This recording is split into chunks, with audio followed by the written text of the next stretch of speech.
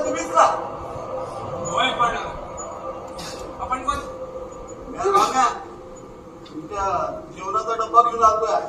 का म्हणजे चंदा नाही आली घरी जाते का? पण आणि तिला काय झालं इकडे न यायला?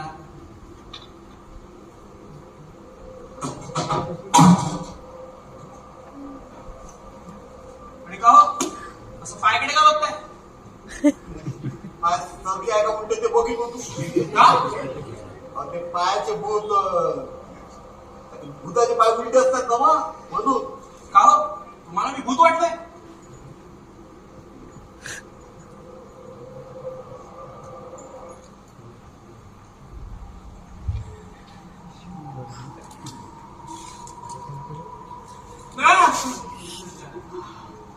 अहो पावलं गावातले समजेत म्हणतात या वाड्यात भूत राहतात म्हणून.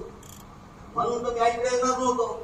आपण ते आपल्या चंद्रीचं बाप आपले सरपंच त्यांनी झाडलं नवं म्हणून लागलं.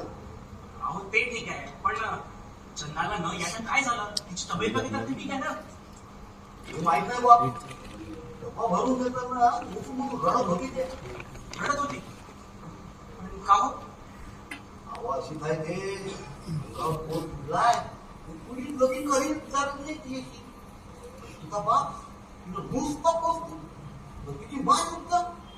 हो पाहुणं 24-25 वर्षात झाली चंदी पण तू घरातच बसून आहे. तुझा बाप लई टेन्शन नाही. समजा टेन्शन तुझ्या ऐकूया. आता तुम्ही सांगा पाहुणं पोट फुगलेला कोण लगीन करणार आहे का? अच्छा म्हणजे तिला कोड आहे म्हणून तिचा असा छळ केला जातो. होय असं समजा हवं तर शेवटी बाप आहे का तिचा. त्याला तो वाटत ना आपल्या पोरीचं काही भलं मागतो. गावचा सरपंच आहे ना तो इज्जतीचा सवाल आहे ना. त्या दोघांमुळं तिने शहरात धाडलं नाही त्याने शिकावे म्हणून आपल्याशी बरं चला येतो ना मला उशीर होतोय.